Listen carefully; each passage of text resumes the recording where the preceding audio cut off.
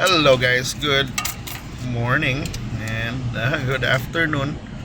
And we just came off Usaku and Baseline and we're on our way to CCMC. Diba? We're checking this out. So gikan na tas Baseline parking. And we have a crazy weather in Cebu. We had haze a couple of days ago. Now we had like a typhoon type of weather. Diba na may typhoon. I don't know what left. So na exit na rin, secret road rin. Baseline na mo gawas na kadiri na Pitsuan Padong Fuente. Diba? Kami rin niagi. Murag pabor na birama na lang taagi barno para di na kamo nabang ba, diba no? Wala ta, diba? Agi ang CCMC, diba?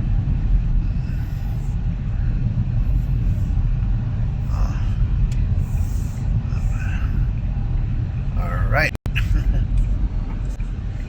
And today is July 11, and July 11 is a day that we'll remember that the SMC Side City Cebu will have its first ever event, the major concert by the nation's top pop P-pop girl group called BINI. Beanie. So Beanie is performing later today in Cebu. I mean SM Seaside Arena, and you know that Seaside Arena is, I think, is a 7 billion peso structure with around 25,000 seating capacity kung diba? So laban kayo 75,000 ay ang full capacity na kanang withstanding na kay ang seating mga 16,000 diba? But still a bit bigger than MOA Arena daw, like by 1,000. So practically same size. So wala manang na to din bagong structure sa Cebu, and I'm pretty excited too, diba? And hopefully we have pictures, videos. Nakoy tao dito ni Danao sa concert. It's not me, but hopefully malingaw to siya dito. So anyway, kita pa dong tag CCMC because there's an Operation Smile activity, I don't know, press con. So this Operation Smile is helping, you know, kids with cleft palate. But there's a common problem until now na masolusyon na pagkabata. Sa ato pa binuha, masugsugo na sa una sa ato ang bungi. Sa karong panahon na wala murag magdako na bungi. So una na may mga, di ba, na may mga classmates sa una na bungi. Marno, yan na ba? Common ka ng bungi sa una. Sugsugon. Di ba? Pero may nata ko nag-bully ng panahon na karang tingin ba sige, bully yung maayo kung bungi ka. Okay. Paano ka na? Maglisod ko ng storya kayo. Muna ko magmambol. Diba?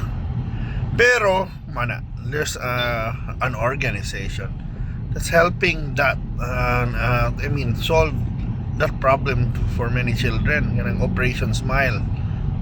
Diba? Pero halos la bata pa lang. So, when they grow up, normal. Kung naman, ma-therapy pa na, dili yun grabe ba?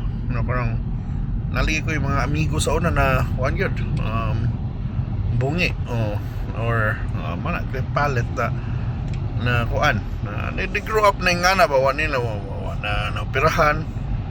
Diba? I think mas mahiti na bata na operahan niya marang sarado na marang wala lang yun. Pero mga na yung kuan na ba na there are doctors or teams that are really doing something about a certain problem. One of them is kaning Operation Smile. I also saw kanang katong mga tao na magdo heart surgery. Di ba? Lahi sa ila kanang katong Run for the Gift of Life, lahi sa to na organization partnering with Rotary na mutabang to give, you know, children with CKD. Di ba? Nasa uban kanang cancer ang ilang ganahan, like Cancer Warriors. Diba? So today we'll be going to CCMC. So it's been a while. I don't know kung nakasunod ako ng CCMC before because that's a controversial hospital also. But yeah, I have a press conference for Operation Smile, and I think so one of the leads of Operation Smile is a good friend of mine. So that's Doc Xavier Solis. So, di ba? Hello, Docky. Hopefully I can see him later. Di ba? Yan. Iwas lang si Tata. Tuwag ka. Charge. Alright, mga na, we're on our way to naman yung Virama Avenue. So, ano yung Padong Kalamba. Hindi na may agi kay para pabor kung manaog sa CCMC. Kung dito minanaog, okay, bago makaliko ba na, diba? Mag-uwa niya. So, ano yung mong kuhan? Ano yung mong hindi taagi, Virama. Anyway, Sabado man doon, may klase, sa may traffic. Ano pa, mga friends ako from primary homes. May appeal ganina sa fun run. We had a fun run this morning, and it was fun and tiring. Because imagine ang gun start for the 3K na mo is 4 a.m. Grabe yan ang 3K, 4 a.m. Anong mata ko 4 a.m. for a 3K marami mo nagsimutol sa mga batanon. Ang itinuhuman ng mga 3K 10 minutes na. Katot eh. Mga 12 minutes ka na ba? 15 minutes. Pero hindi mo na lumba o I mean, yaman na. What's the thing about it, if you finish early and then you wanna wait for the raffles kayo, nakuhat ko sa mga winners, mag-standby ka. Luckily guys, mga to, ang Dennis there, remember Dennis? Nakatutag Dennis a few days before.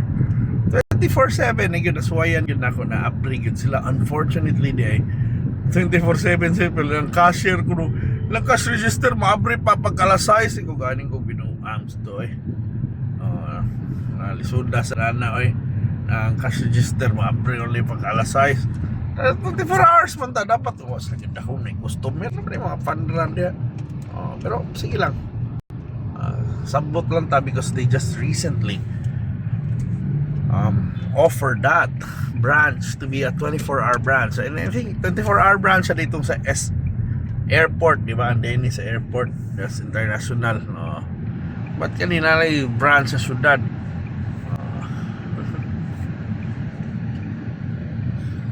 Kalikam sa kay mga under kundo na humana. Sa sige na makompleto ng mga kundo ba. Pero wala may marag na mo yung tenants.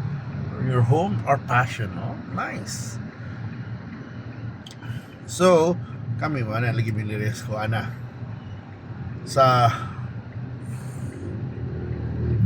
among kwan, among atuan CCMC. Pero mana ang among hope and prayers na may paspas ring kwan ron among activity ron kay I'm sleepy also, di ba? Limata ko sa iyo kaayo, grabe yun. Anyway, we had a nice lunch at Hosako. Di ba? So, sa una, during the pandemic, they used to send me trays sa ilang pagkaon. Now they're a restaurant. So, congrats to them. Di ba? If you happen to be the owner of Hosako, congratulations sa imo. Rin na May. Don May. So, sa next kanto, manaog na ko. So, ano yung among kuanan? CCMC. Kana ako, CCMC. Noon sa CCMC. Wala mo nag-unsa na building. Ano na, hindi na human-human, di ba? Sama ni, di ba? But hopefully, mahumanan eh. And of course, to serve the people. Kasi Cebu City ba yun tayo? Naghatag ba yun ng private hospitals? But, nagdagari agi. Sa mga this way, sumbuagi. Dito ka makakuan ka. Stop ka dito. Siguro. Right, okay. Alright guys. So, thank you so much for watching. Bye. Bye.